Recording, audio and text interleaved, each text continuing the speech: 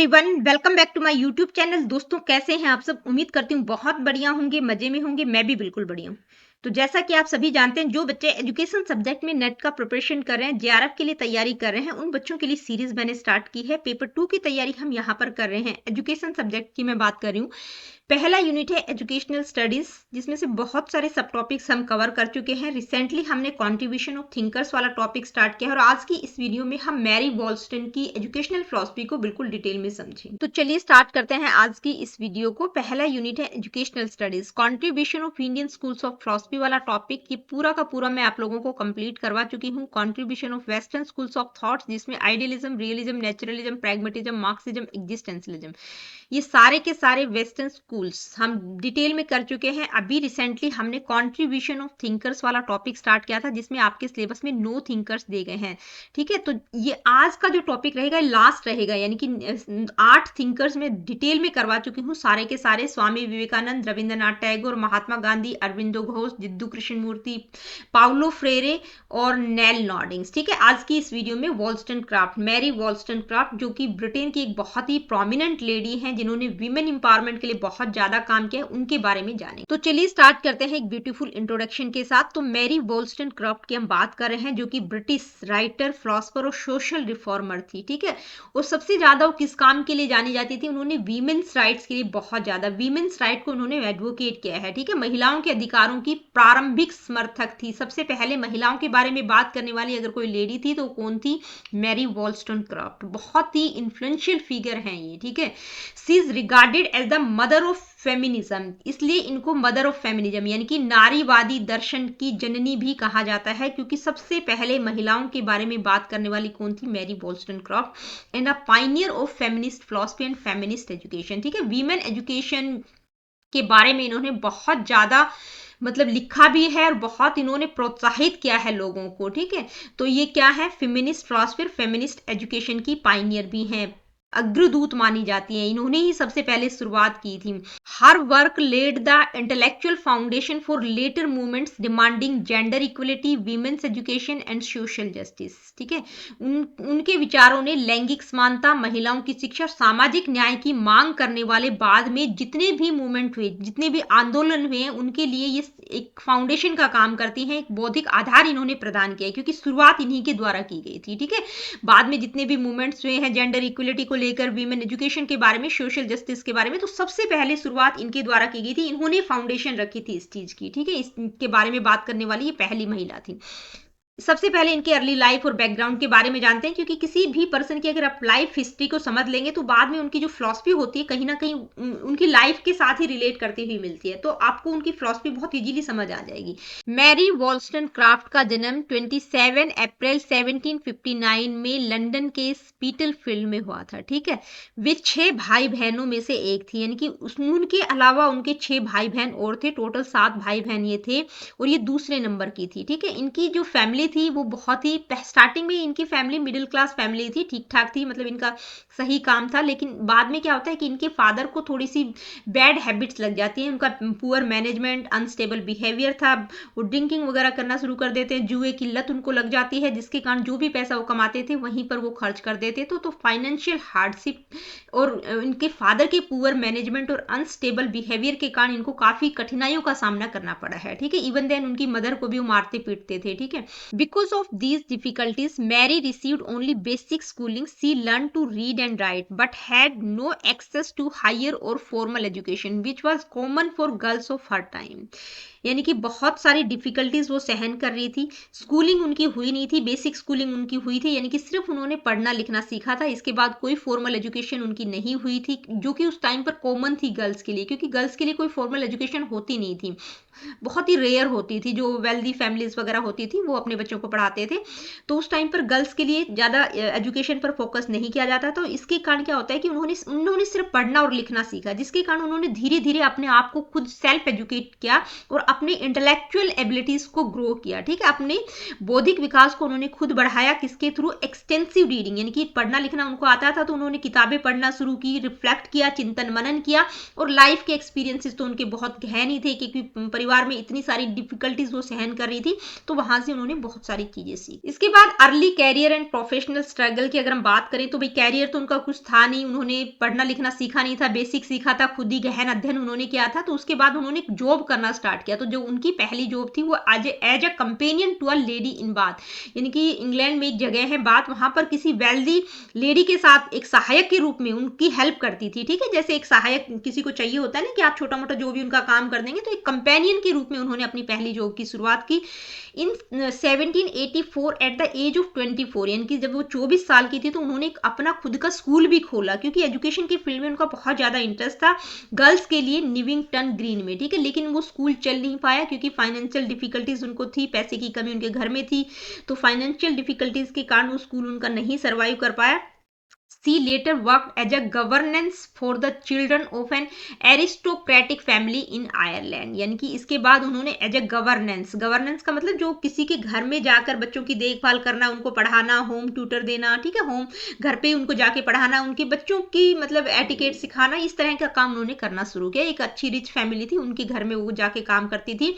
These experiences deeply influenced her understanding of women's dependence, lack of freedom and need for education। तो यहाँ से उनको बहुत ज़्यादा रियलाइज हुआ कि भाई वीमेन की एजुकेशन बहुत ज़रूरी है, वीमेन का इंडिपेंडेंट होना बहुत ज़रूरी है। वहाँ से उन्होंने चीज़ें देखा कि मतलब महिलाएं किस तरह से डिपेंड है, महिलाओं की निर्भरता, स्वतंत्रता की कमी और शिक्षा की आवश्यकता के प्रति उनकी समझ और ज़्यादा गहरी हो जाती है कि भाई महिलाएं किस तरह से डिपेंडेंट है, महिलाओं की सिचुएशन कितनी खराब है, फ्रीडम की कमी है, एजुकेशन की आवश्यकता है, ठीक है। तो यहाँ से वो जो चीज़ें उन्होंने सीखी, ये सारी चीज़ें उन्होंने एक्सपीरियंस के थ्रू सीखी, ठीक है। तो ये सारी चीज़ें उनको बहुत ज़्यादा इन्फ्लुएंस करती हैं। Beginning of her writing career after living her job as a governess, यानी कि जो गवर्नेंस की जॉब करती थी, किसी के घर में जाके बच्चों को पढ़ाना, उनके बच्चों की देखभाल करना, तो वो जॉब उन्होंने छोड़ दी। उसके बाद क्या होता है कि उन्होंने लिखना शुरू किया, राइटिंग एज अ प्रोफेशन, यानी कि राइटिंग को ही अपना प्रोफेशन चूज किया, becoming one of the first women in England to earn her living through writing. यानी कि यहाँ से क्या होता है, नौकरी छोड़ने के बाद मैरी वॉल्स्टनक्राफ्ट ने लेखन को अपने पेशे के रूप में अपनाया और इस प्रकार से वो इंग्लैंड की उन पहली महिलाओं में शामिल होगी जिन्होंने लेखन के माध्यम से अपनी आजीविका अर्जित की, यानी कि लिख के कुछ छोटे छोटे आर्टिकल, स्टोरीज, ये इस तरह की चीजें वो लिखती थी, ठीक है। तो वहां से उनकी अर्निंग स्टार्ट हुई, वहां से उन्होंने अर्न करना शुरू किया। अब उनका अर्ली वर्क क्या था? सबसे पहले उन्होंने कोई बुक लिखी थी, thoughts on the education of daughters, यानी कि ये उनका पहला शैक्षिक ग्रंथ था जिसमें उन्होंने लड़कियों की शिक्षा के बारे में बात की थी, ठीक है। Her first educational work focusing on girls education. इसके बाद उन्होंने लिखा मैरी अ फिक्शन, ये एक अर्ध उपन्यास, आत्मकथात्मक उपन्यास है। अ सेमी ऑटोबायोग्राफिकल नॉवल है। Original stories from real life, यानी कि मोरल और एजुकेशनल बुक फॉर चिल्ड्रन, बच्चों के लिए लिखी थी। She was associated with Joseph Johnson, a progressive publisher who supported her intellectual work, यानी कि मैरी वॉल्स्टनक्राफ्ट का संबंध किससे था? जोसेफ जॉनसन एक प्रोग्रेसिव पब्लिशर थे, एक प्रकाशक थे, वो उनके काम से बहुत ज्यादा प्रभावित थे, तो उन्होंने अपने साथ उनको रख लिया था, उनके साथ वो काम कर रही थी, ठीक है। इसके बाद intellectual expansion and public recognition, यानी कि जो वो इंटेलेक्चुअल वर्क कर रही थी, बौद्धिक कार्य वो कर रही थी, तो वो किस तरह से एक्सपेंड होता है और पब्लिक में उनकी कब पहचान बनती है। तो Mary Wollstonecraft wrote extensively on education, politics, history, moral and social philosophy. अलग अलग चीजों के बारे में, अलग अलग क्षेत्रों में उन्होंने काम किया, एजुकेशन के फील्ड में लिखा, पॉलिटिक्स के बारे में लिखा, history, moral and social philosophy, ठीक है। और जो उनकी राइटिंग थी वो अलग अलग फॉर्म में होती थी, कभी वो क्रिटिकल रिव्यू देती थी, ठीक है, कभी ट्रांसलेशन होता था, कभी पैम्पलेट्स होते थे, कभी नॉवेल्स होते थे, तो अलग अलग फॉर्म्स थी उनकी लिखने की, आर्टिकल्स होते थे। The French revolution brought her into public prominence, यानी कि अब 1789 में जो फ्रांस की क्रांति होती है, जो फ्रेंच रिवॉल्यूशन होता है, उसके बाद वो पब्लिक में आती हैं, वहां से उनकी एक पहचान की शुरुआत होती है, मतलब वहां से उनकी पहचान बनी थी। She supported the revolutionary ideas of, यानी कि उन्होंने जो फ्रेंच रिवॉल्यूशन के रिवॉल्यूशनरी आइडियाज थे, लिबर्टी, इक्वलिटी और फ्रेटर्निटी, ठीक है, यानी कि स्वतंत्रता, समानता और भाईचारे की भावना पर इस फ्रेंच रिवॉल्यूशन में फोकस किया गया था। तो इन आइडियाज को उन्होंने सपोर्ट किया था। उनका मानना था कि भाई ये जो आइडियाज हैं ये एक न्यू चैप्टर को ओपन करेंगे in the struggle against aristocracy and social inequality and in favour of democratic society. यानी कि जो एरिस्टोक्रेसी और जो सोशल इनइक्वलिटी है, जो अभिजात वर्ग है, मतलब जो वेल्दी पावरफुल पीपल है, और जो समाज में असमानता फैली हुई है इन सब के कारण, क्योंकि डेमोक्रेटिक सोसाइटी तो थी नहीं, तो जिनके पास पैसा था वो डोमिनेट करने की कोशिश करे थे, तो सोशल इनइक्वलिटी थी। और जो एरिस्टोक्रेसी का दबदबा बना हुआ था, जो एरिस्टोक्रेसी का मतलब जो वेल्दी पर्सन थे वो डोमिनेट करने की कोशिश करते थे, तो उनके खिलाफ अगर संघर्ष होगा तो वहां से एक न्यू बिगनिंग होगी, और ये एक डेमोक्रेटिक सोसाइटी के फेवर में होंगी ये सारी चीजें, ठीक है। क्योंकि अगर लिबर्टी, इक्वलिटी, फ्रेटर्निटी की बात आएगी तो ये जो रिवोल्यूशनरी आइडियाज है यहाँ से एक नई शुरुआत होगी, उनका ये मानना था, एक डेमोक्रेटिक सोसाइटी की शुरुआत होगी। ये as it is slide Hindi में भी है, आप लोग स्क्रीनशॉट ले लीजिएगा। मैं रुकती हूँ 1 सेकंड 10 सेकंड के लिए। इसके बाद बात करेंगे मेजर वर्क्स, यानी कि उनकी जो कुछ इंपॉर्टेंट पब्लिकेशंस थी, तो उनको आपको ध्यान में रखना है, क्योंकि इनकी किताबों से ही रिलेटेड क्वेश्चंस अभी तक पूछे गए हैं एग्जाम में। Thoughts on the education of daughters, ये उनकी पहली बुक थी। Mary a fiction, original stories from real life, a vindication of the rights of man, a vindication of the rights of women, ठीक है। ये 2 मोस्ट इंपॉर्टेंट बुक्स हैं जहां से अभी तक क्वेश्चन पूछा जाता है, इनकी बुक से रिलेटेड क्वेश्चंस पूछा जाता है, ठीक है। तो इनको थोड़ा सा आगे डिटेल में भी करेंगे। Historical and moral view of French revolution, letters written in Sweden, Norway and Denmark, Maria और द रॉन्ग्स ऑफ वीमेन, ठीक है। इनको इंग्लिश में ध्यान में रखेंगे, a vindication of right of man और a vindication of the right of women. अब ये जो 2 इंपॉर्टेंट बुक है, इनसे अमूमन क्वेश्चन पूछा जाता है, इनको थोड़ा सा डिटेल में समझ लेते हैं क्या कुछ है, किस संदर्भ में ये बुक्स लिखी गई थी, ठीक है। तो अब vindication of the right of man की बात कर लेते हैं। ये किस कॉन्टेक्स्ट में लिखी गई थी, बहुत सारा इन्होंने मतलब काफी काम किया इन्होंने, हमने अभी देखा कि इनकी काफी सारी बुक पब्लिश हुई थी, लेकिन ये 2 बुक बहुत ज्यादा इंपॉर्टेंट थी, जिनके कारण इनको काफी फेम मिला था। अब vindication of the right of man किस संदर्भ में लिखी गई थी, किस कॉन्टेक्स्ट में लिखी गई थी। 1790 में क्या होता है, एडमंड बर्क ने उनकी जो फेमस बुक थी reflections on the revolution in French, ठीक है, ये उनकी बुक का नाम है, किसका, एडमंड बर्क। इस बुक में उन्होंने स्ट्रांगली क्रिटिसाइज किया था फ्रेंच रिवॉल्यूशन का, और उसके जो सपोर्टर थे, यानी कि जो फ्रेंच रिवॉल्यूशन हुआ था और उसके सपोर्टर्स को उन्होंने क्रिटिसाइज किया था।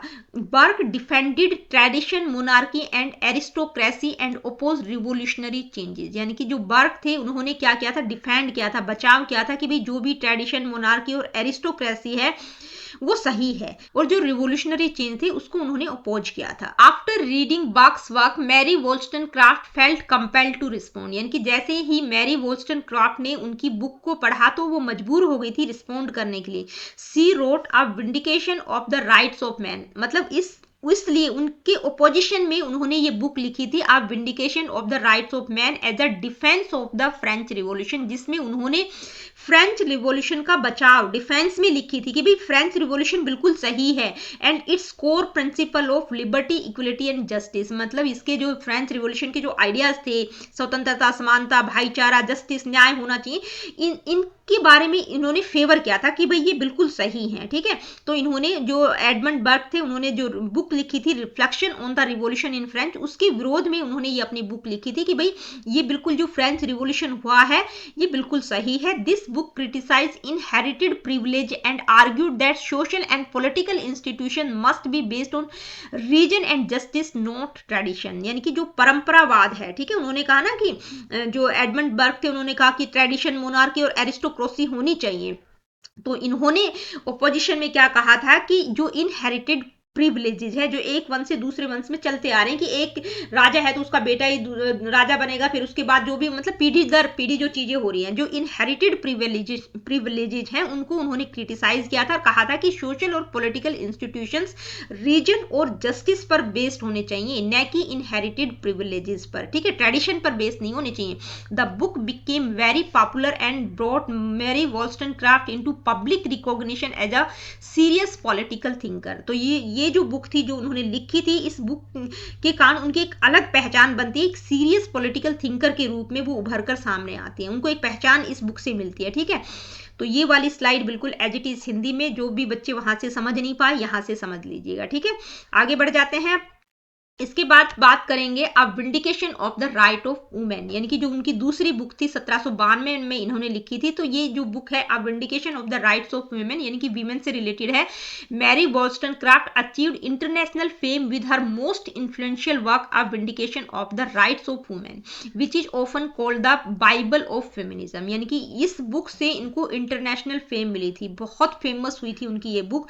और इनकी इस बुक को बाइबल ऑफ फेमिनिज्म भी कहा जाता है, नारी वाद की बाइबल कहा जाता है। ठीक है, ये कई बार पूछा जाता है बाइबल ऑफ फेमिनिज्म उनकी कौन सी बुक को कहा जाता है, तो आप vindication of the rights of women. ठीक है, अब इस बुक में उन्होंने क्या किया था कि ये जो बुक लिखी थी इसमें महिलाओं की इक्वलिटी के बारे में उनके रिवोल्यूशनरी आइडियाज थे कि भाई महिलाओं को भी अधिकार होना चाहिए, वो भी रैशनल ह्यूमन बींग्स हैं, वो भी सोच सकती हैं, उनमें भी सोचने समझने की शक्ति होती है। ठीक है, वो कोई डेकोरेटिव या इमोशनल और डेकोरेटिव ऑब्जेक्ट नहीं है, यानी कि महिलाओं पर उस टाइम पर सिर्फ और सिर्फ मतलब उनकी फिजिकल अपीयरेंस के बारे में ज्यादा फोकस किया जाता था। तो उन्होंने कहा कि भाई वो भी रैशनल ह्यूमन बींग्स है, उनमें भी तर्क करने की क्षमता है, उनको भी साइंस टेक्नोलॉजी की शिक्षा दी जानी चाहिए। ठीक है, वो कोई डेकोरेटिव ऑब्जेक्ट नहीं है। इसके साथ साथ उन्होंने कहा कि महिलाओं को खुद जागने की जरूरत है, वो अपनी फिजिकल अपीयरेंस की बजाय अपने इंटेलेक्चुअल वर्क, अपनी बौद्धिक क्षमता को विकसित करें और उसके द्वारा लोगों को प्रभावित करें, न कि फिजिकल पॉइंट ऑफ व्यू से। ठीक है, तो ये सारी चीजें उन्होंने बताई हैं कि भाई मैन के साथ साथ महिलाओं को खुद जागृत होने की जरूरत है अपने बारे में। ठीक है, और उनका मानना था कि महिलाओं का फॉल्ट क्या है, कि भाई महिलाओं का फॉल्ट नहीं है, क्योंकि महिलाएं किसका रिजल्ट है, डिफेक्टिव एजुकेशन सिस्टम का, क्योंकि हमारा जो एजुकेशन सिस्टम है वो ही डिफेक्टिव है।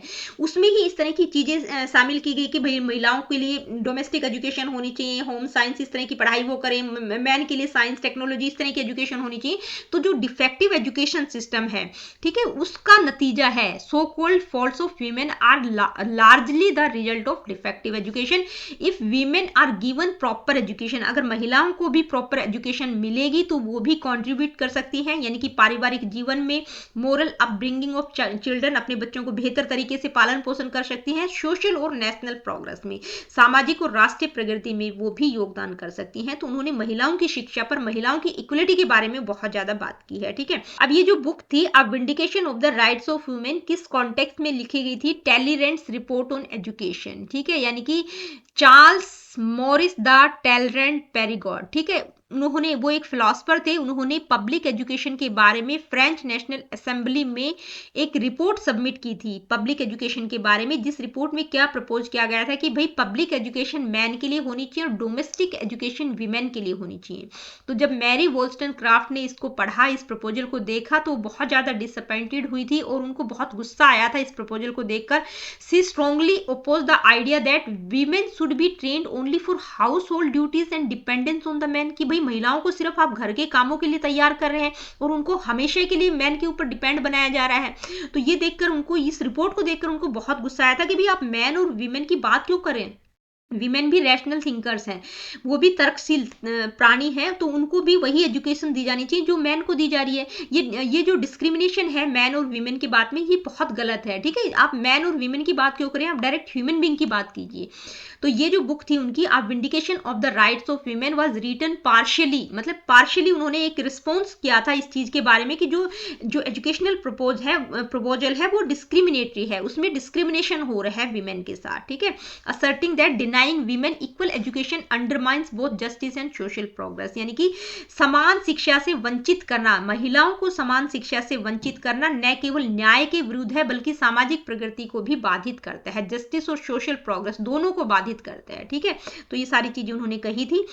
अब इसके अलावा मैरी वॉल्स्टनक्रॉफ्ट ने रूसो के जो विचार थे उनको भी क्रिटिसाइज किया है, उस टाइम पर फीमेल एजुकेशन के बारे में जो परंपरागत विचारधारा चली आ रही थी उसको भी उन्होंने क्रिटिसाइज किया है। मैरी वॉल्स्टनक्रॉफ्ट ने स्ट्रांगली अपोज किया था रूसो के विचारों का, जो कि उन्होंने अपनी बुक एमिल में एक्सप्रेस किए थे। उन्होंने क्या कहा था, Rousseau supported an education of dependency for women, यानी कि महिलाएं के लिए निर्भरता वाली, यानी कि जो महिलाएं हैं उनके लिए डिपेंडेंसी वाली एजुकेशन की कहीं ना कहीं उन्होंने बात की थी, उस चीज को वो सपोर्ट कर रहे थे। और उन्होंने उन्होंने क्या कहा था कि जो महिलाएं हैं वो इमोशनल, आर्टिफिशियल और इनकैपेबल ऑफ रैशनल थिंकिंग, यानी कि वो रैशनल थिंकर्स नहीं हो सकती, ठीक है, उनमें सोचने समझने की क्षमता नहीं हो सकती। तो इन सारी चीजों को मैरी वोल्स्टनक्रॉफ्ट ने रिजेक्ट किया था। उन्होंने कहा था कि भाई महिला भी इंटेलिजेंट हो सकती है, उसमें भी रैशनल थिंकिंग करने की क्षमता है, वो भी रैशनल थिंकर हो सकती है, क्यों नहीं हो सकती, ठीक है।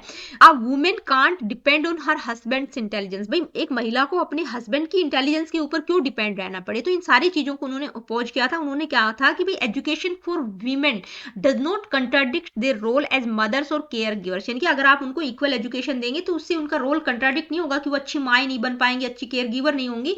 तो उन्होंने स्ट्रांगली ऑब्जर्व किया था कि जो कमजोर महिलाएं होती हैं वो फुलिस मदर्स होती हैं, जो डिपेंडेंट होती हैं, ठीक है। तो इस चीज को उन्होंने स्ट्रांगली आर्ग्यू किया था। Meek wives are in general foolish mothers, यानी कि जो नंबर पत्नियां होती हैं सामान्यतः मूर्ख माँ होती हैं, ठीक है, वो बल्कि जो जितनी डिपेंड होंगी वो अपने बच्चों की उतनी बेहतर परवरिश नहीं कर पाएंगी। तो ये एक कोटेशन भी है, एज इट इज ये पूछी भी जाती है, ठीक है। तो उन्होंने रूसो के विचारों को और जो फीमेल एजुकेशन के बारे में जो ट्रेडिशनल व्यूज थे उनको भी उन्होंने कहीं ना कहीं क्रिटिसाइज किया है। इसके अलावा अगर उनके पॉलिटिकल व्यूज की अगर हम बात करें कि भाई राजनीति के फील्ड में उनका क्या दृष्टिकोण था, तो वहां पर भी वो ब्रॉडर कॉन्सेप्ट रखती हैं कि उन्होंने हेरिडिटरी मोनार्की, यानी कि जो वंशानुगत राजतंत्र है, भाई एक पीढ़ी से दूसरी पीढ़ी एक राजा, फिर उसी वही फैमिली मतलब राजा के रूप में चली आ रही है सालों दर साल, ठीक है। तो उस चीज को उन्होंने अपोज किया है। एरिस्टोक्रेटिक प्रिविलेजेस, यानी कि जो अभिजात वर्ग जिनके पास वेल्थ है, पैसा है, धन है, तो उनके जो विशेष अधिकार है, उनके जो प्रिविलेजेस है, उस चीज को भी उन्होंने अपोज किया है। उन्होंने किसको सपोर्ट किया है, उन्होंने रिपब्लिक और डेमोक्रेसी, यानी कि गणतंत्रवाद और लोकतंत्र का समर्थन किया है। डेमोक्रेसी होनी चाहिए, ठीक है। Demanded representation of women in parliament, यानी कि संसद में महिलाओं के प्रतिनिधित्व की भी मांग की है कि भाई महिलाओं को भी पार्लियामेंट में जगह मिलनी चाहिए। तो कहीं ना कहीं जब उन्होंने इस चीज की शुरुआत की थी, राजनीति में भी महिलाएं आनी चाहिए, तो वहीं से कहीं ना कहीं महिलाओं को वोट देने का अधिकार भी मिला था। तो इस कॉन्सेप्ट की शुरुआत करने वाली भी वो पहली महिला थी, ठीक है, जिसकी भाई आज अगर हम वोट डाल पा रहे हैं तो इस चीज के बारे में आवाज उठाने वाली वो पहली महिला था जिन्होंने कहा था कि मैं महिलाओं को भी पार्लियामेंट में, संसद में महिलाओं के प्रतिनिधित्व की भी उन्होंने मांग की थी। तो ये उनकी पॉलिटिकल व्यूज थे। अब स्पेशली हम उनकी एजुकेशनल फिलॉसफी के बारे में जाने कि भाई aims of education, curriculum, methods, इन सब चीजों के बारे में, जो एजुकेशनल एस्पेक्ट्स हैं उनके बारे में उनके क्या विचार थे, क्योंकि हम एजुकेशनल फिलॉसफी पढ़ रहे हैं, ठीक है, एजुकेशन के संदर्भ में हम उनकी बात कर रहे हैं। तो बेसिक चीजें अभी तक हमने सब कुछ उनके बारे में जाना। उनकी जितनी भी चीजें हैं उनसे रिलेटेड जो भी बुक्स थी या जो भी उनके विचार थे, वहां से हमें पता चल गया है कि भाई वो किस तरह की महिला थी, क्या चाह रही थी। तो विमेन इक्वलिटी की बात उन्होंने बहुत ज्यादा की है कि महिलाओं के साथ कोई किसी प्रकार का भेदभाव नहीं होना चाहिए, महिलाओं को भी वो सेम अधिकार मिलने चाहिए जो कि पुरुषों को मिलते हैं, ठीक है। तो एम्स ऑफ एजुकेशन की अगर हम बात करें तो अकॉर्डिंग टू मैरी वोल्स्टनक्रॉफ्ट उन्होंने क्या कहा है, to ensure equal educational opportunities for both man and women, यानी कि महिला और पुरुष दोनों को इक्वल एजुकेशनल अपॉर्चुनिटीज मिलनी चाहिए। जेंडर बेस्ड डिस्क्रिमिनेशन एजुकेशन के फील्ड में नहीं होना चाहिए। उन्होंने को एजुकेशन को भी प्रमोट किया कि जब बॉयज और गर्ल्स एक साथ इकट्ठा सीखेंगे तो उनमें इक्वलिटी और म्यूचुअल रिस्पेक्ट की भावना पैदा होगी। To develop rational thinking and sound decision making abilities among learners, यानी कि लर्नर्स में, जिसमें वो महिलाओं और पुरुष दोनों की बात कर रही है, कि लर्नर्स में रैशनल थिंकिंग को डेवलप करना है, ठीक है, कि वो अपने डिसीजंस खुद ले सके, इस तरह की एबिलिटीज बच्चों में डेवलप करनी है। To uphold equal rights and personal freedom and to remove social evils such as gender discrimination and inequality, यानी कि to uphold equal rights and personal freedom, यानी कि बच्चों को इक्वल राइट्स है और पर्सनल फ्रीडम उनको होनी चाहिए ताकि समाज में जो भी ये सोशल इविल्स हैं, जेंडर डिस्क्रिमिनेशन और इनइक्वलिटी, इनको रिमूव किया जा सके, ठीक है। इक्वल राइट्स मिलने चाहिए पुरुष और महिलाओं को। महिलाओं की उन्होंने बहुत बात की है, ठीक है, बहुत ज्यादा उन्होंने इंपसाइज किया उस चीज पर, क्योंकि उस टाइम पर वो सारी चीजें वो फेस की थी। To achieve the holistic development of personality enabling individuals to attain self realisation and moral growth, यानी कि बच्चे का होलिस्टिक डेवलपमेंट होना चाहिए, ठीक है, ताकि वो सेल्फ रियलाइजेशन और मोरल ग्रोथ को अटेन कर सके। To make education as means of economic and financial independence for women, as economic independence strengthens patriarchal attitudes and increase difficulties in women's lives, यानी कि उनका मानना था कि भाई औरत को फाइनेंशियली और इकोनॉमिकली डिपेंडेंट नहीं होना चाहिए, इंडिपेंडेंट बनना बहुत जरूरी है, क्योंकि अगर आप किसी के ऊपर डिपेंड है तो जो पैट्रियोटिकल एटीट्यूड है, यानी कि जो पुरुष प्रधान समाज है, वहां पर कहीं ना कहीं महिलाओं को अपनी आजीविका कमाने के लिए बहुत सारी चीजें फेस करनी पड़ सकती हैं। तो उन्होंने इकोनॉमिक और फाइनेंशियल इंडिपेंडेंस स्पेशली बात किसकी की है, महिलाओं की है, वो बहुत जरूरी है, महिलाओं को इकोनॉमिकली और फाइनेंशियली इंडिपेंडेंट होना चाहिए। तो ये उन्होंने एम्स बताए हैं एजुकेशन के। इसके बाद हम बात करेंगे करिकुलम की। अब मैरी वॉल्स्टनक्रॉफ्ट ने जो ट्रेडिशनल और ऑर्नामेंट करिकुलम था, यानी कि जो महिलाओं को सिर्फ मैरिज के लिए प्रिपेयर करता था, उस तरह के करिकुलम का उन्होंने अपोज किया है। किस तरह के करिकुलम को उन्होंने सपोर्ट किया है, जिसमें history, polity, morality, reading and writing, arithmetics, science and technology, arts and humanities ये करिकुलम में इंक्लूड होना चाहिए और करिकुलम इक्वल होना चाहिए। ठीक है, करिकुलम के आधार पर कोई भेदभाव नहीं होना चाहिए कि महिलाओं के लिए अलग करिकुलम है और पुरुषों के लिए अलग करिकुलम है। ठीक है, curriculum should not be monotonous, monotonous नहीं होना चाहिए, एक ही चीज बार बार रिपीटेडली वही चीज करवाई जा रही है। ठीक है, करिकुलम ऐसा होना चाहिए कि जो लर्निंग को इंटरेस्टिंग, मीनिंगफुल और डायनेमिक बनाए। ठीक है, education must adapt to changing times and new knowledge, यानी कि वही जो भी टेक्नोलॉजिकल एडवांसमेंट होता है वो एजुकेशन में भी दिखाई देना चाहिए। को करिकुलर एक्टिविटीज की भी उन्होंने बात की है, जिसमें म्यूजिक, स्पोर्ट्स, पेंटिंग और अदर क्रिएटिव और फिजिकल एक्टिविटीज शामिल होनी चाहिए। तो इस तरह के करिकुलम को उन्होंने सपोर्ट किया है। इसके बाद बात करेंगे टीचिंग मेथड्स की। तो मैरी वॉल्स्टनक्रॉफ्ट ने चाइल्ड सेंटर और रैशनल टीचिंग मेथड्स की बात की है, तर्कशील मेथड्स की बात की है। ठीक है, rational thinking over blind memorisation, यानी कि बच्चा चीजों को लॉजिक के साथ समझे। ठीक है, यानी कि रैशनल थिंकर होना चाहिए, रैशनल थिंकिंग को डेवलप करना है, या न कि मेमोराइज करवा देना फैक्ट्स को। ठीक है, रिगोरियस डिस्कशन एंड डायलॉग्स, यानी कि डिस्कशन डायलॉग मेथड्स की बात करती है। इंटरेक्टिव टीचिंग लर्निंग सेशन होने चाहिए, जहां पर बच्चे फेस टू फेस टीचर्स के साथ इंटरेक्ट कर सके। ठीक है, ये नहीं कि बस टीचर ने पढ़ा दिया, बच्चों ने एज इट इज रट लिया, वो नहीं होना चाहिए। ग्रुप बेस्ड लर्निंग होनी चाहिए, एक्सपीरियंस बेस्ड लर्निंग होनी चाहिए, teaching based on aptitude, ability and nature of the student, यानी कि बच्चे के टीचिंग किस पर, एप्टीट्यूड, एबिलिटी और बच्चे का क्या नेचर है उसके अकॉर्डिंग होनी चाहिए, यानी कि लर्नर सेंटर्ड होनी चाहिए। She emphasize individual attention free from gender discrimination, यानी कि जेंडर डिस्क्रिमिनेशन नहीं होना चाहिए कि भाई महिलाओं के लिए ये मेथड है, पुरुषों के लिए मेथड है। ठीक है, इंडिविजुअली अटेंशन उनको दिया जाना चाहिए। अब मैरी वॉल्स्टनक्रॉफ्ट के थॉट्स की अगर हम बात करें तो उनके थॉट्स का क्या सिग्निफिकेंस है। मैरी वॉल्स्टनक्रॉफ्ट ने न केवल फेमिनिज्म की बात की है, बल्कि उन्होंने क्या कहा है, उन्होंने पैट्रियर्कल आइडियोलॉजी, यानी कि जो पितृसत्तात्मक, जो पुरुष प्रधान समाज है, पुरुष प्रधान समाज या पितृसत्तात्मक विचारधारा जो उस टाइम पर थी कि पुरुषों को ज्यादा पावर थी, महिलाओं को नहीं थी, उस चीज को उन्होंने चैलेंज किया है। एजुकेशन को उन्होंने फ्रीडम और इक्वलिटी के साथ लिंक किया है कि भाई महिलाओं को भी वो सारे अधिकार मिलने चाहिए, उसी तरह की एजुकेशन मिलनी चाहिए जो पुरुषों को दी जा रही है। एजुकेशन को उन्होंने, वीमेन एजुकेशन को उन्होंने डेमोक्रेसी और सिटीजनशिप के साथ कनेक्ट किया है, और उन्होंने मॉडर्न फेमिनिस्ट एजुकेशनल, पॉलिटिकल और सोशल थॉट्स के लिए एक फाउंडेशन का काम किया है। ठीक है, यानी कि आधुनिक नारीवाद, शैक्षिक, राजनीतिक और सामाजिक चिंतन की नींव रखी है। She remains a pre national education thinker, यानी कि वो एक पूर्व राष्ट्रीय शिक्षा विचारक के रूप में भी जानी जाती हैं। Whose idea shaped modern concepts of citizenship, equality and human dignity, यानी कि जो उनके विचार थे उन्होंने नागरिकता, समानता और मानवीय गरिमा की आधुनिक अवधारणाओं को आकार दिया है।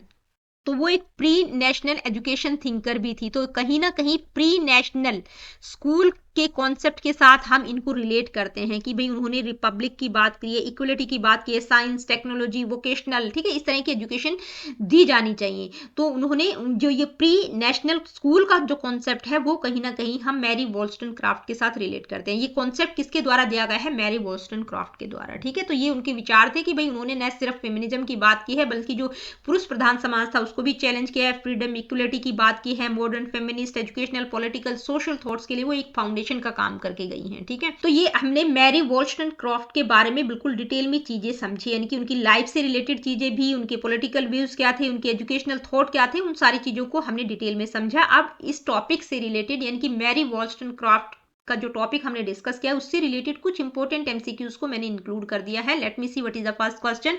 Mary Wollstonecraft's major argument in a vindication of the rights of women mainly criticises which of the following, यानी कि उनकी जो फेमस बुक है a vindication of the rights of women, उसमें उन्होंने किस चीज को क्रिटिसाइज किया है। ठीक है, मतलब मेजर आर्गुमेंट उन्होंने क्या किया है, किस चीज के बारे में बोला है, political monarchy, lack of moral education for men, social construction of female inferiority, lack of scientific education in Europe। तो उन्होंने किसकी बात की कि महिलाओं को जो इंफीरियर समझा जा रहा था, किस तरह की संरचना ही तैयार की गई थी, जो महिलाओं की इंफीरियरिटी की जो सामाजिक संरचना थी उसको उन्होंने आर्ग्यू किया था। ठीक है, next question, which enlightenment principle most strongly influenced Wollstonecraft's educational philosophy, यानी कि जो मैरी वोल्स्टनक्राफ्ट की जो एजुकेशनल फिलॉसफी थी उसका कौन सा, इनमें से कौन से प्रिंसिपल की बात की गई है? Empiricism, rationality and human reason, utilitarianism और नेचुरल राइट्स। तो उन्होंने किसकी बात की है? रैशनैलिटी और ह्यूमन रीजन की बात की है, तर्क की बात की है उन्होंने, ठीक है।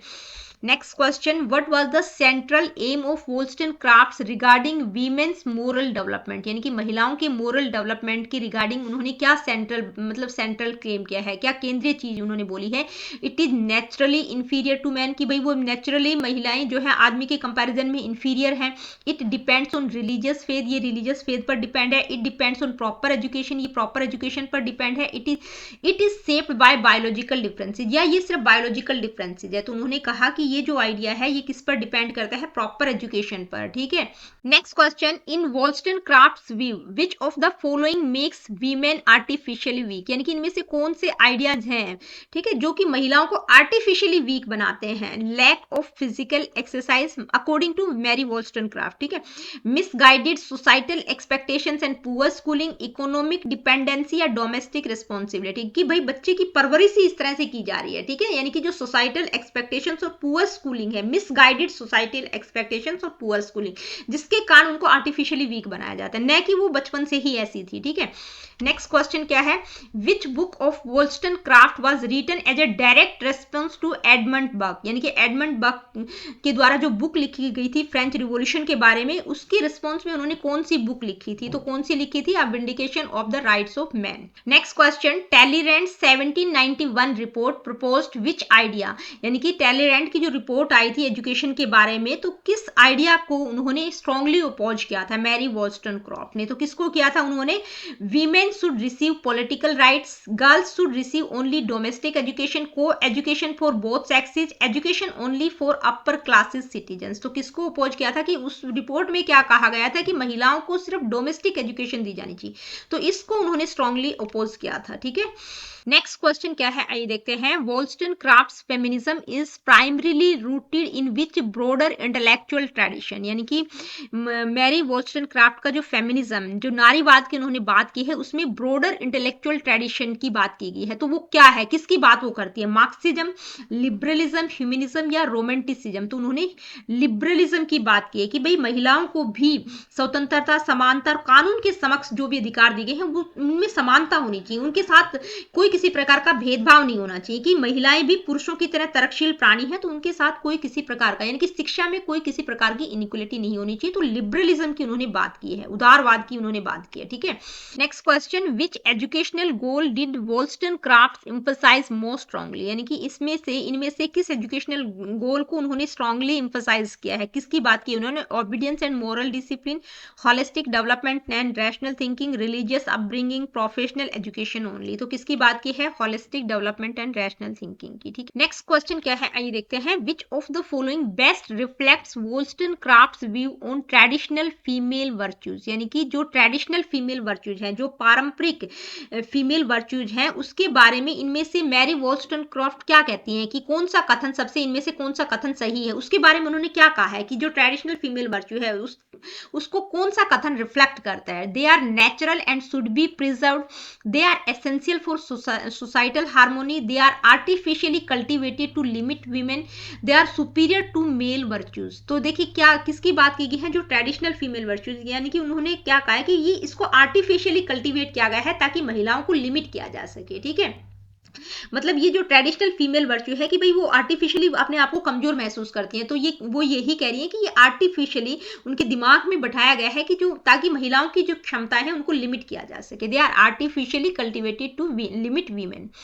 Next question, which methodology aligns most closely with Wollstonecraft's educational recommendations, यानी कि उनकी जो मेथोडोलॉजी है वो जो उन्होंने एजुकेशनल रिकमेंडेशन की बात की है, तो किस तरह की उन्होंने बात की है, किस मेथोडोलॉजी की बात की है? Lecture based teaching, experiential and discussion based learning, memorisation of moral code, strict classroom discipline? तो किसको उन्होंने स्ट्रांगली मतलब किसके साथ आप क्लोज करेंगे, किस तरह की मेथोडोलॉजी की उन्होंने बात की है कि एक्सपीरियंशियल और डिस्कशन बेस्ड लर्निंग होनी चाहिए। ठीक है, नेक्स्ट क्वेश्चन क्या है ये देखते हैं। The book a vindication of the rights of women supports which of the following ideologies, यानी कि उनकी जो बुक है a vindication of the rights of women किस आइडियोलॉजी को सपोर्ट करती है।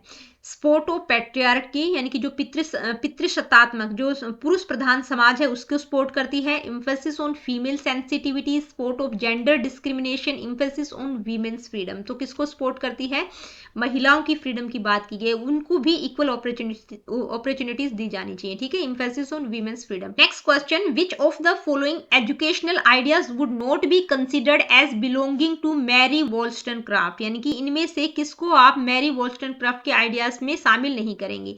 Women have the right to technical education, भाई इसकी बात उन्होंने की है। Concept of pre national school, ये कॉन्सेप्ट भी उनके द्वारा दिया गया है। Women should be submissive and meek, और elimination of gender discrimination through education, तो इसकी बात भी वो करती है। किसकी बात नहीं करती, किसको शामिल नहीं करेंगे उनके आइडियाज में, women should be submissive and meek, यानी कि जो महिलाएं हैं वो आज्ञाकारी और नम्र होनी चाहिए, उसका इन्होंने विरोध किया है। ठीक है, बाकी ये तीनों कॉन्सेप्ट उनसे रिलेटेड है, ध्यान में रखेंगे। प्री नेशनल स्कूल का कॉन्सेप्ट भी इनके द्वारा दिया गया है, जो कि मैंने लास्ट में आप लोगों को बताया था। ठीक है, तो ये दोनों क्वेश्चन, जो लास्ट के दोनों क्वेश्चन है 11th और 12th, ये आपके नेट के एग्जाम में पूछे जा चुके हैं। ठीक है, तो आई होप कि आज का जो वीडियो है आप लोगों के लिए बहुत ज्यादा बेनिफिशियल रहेगा। अगर पूरा टॉपिक आप समझेंगे तो कोई भी क्वेश्चन अगर इस टॉपिक से रिलेटेड आपका आता है, मैरी वॉल्स्टनक्राफ्ट से रिलेटेड कुछ पूछा जाता है, तो आप आंसर कर सकते हैं। तो दोस्तों, मिलती हूँ आप लोगों से अपनी अगली वीडियो में। Really good, take care of yourself. देखिए, वीडियो सेशंस आप लोगों के लिए हेल्पफुल है तो लाइक शेयर और चैनल को सब्सक्राइब आप कर सकते हैं। किसी प्रकार का क्वेश्चन, क्वेरीज, फीडबैक आपका है, do comment in the comment section, जो कि आप बिल्कुल भी नहीं करते हैं, तो आप सभी से रिक्वेस्ट है कि कमेंट करके मेरे को जरूर बताया करो।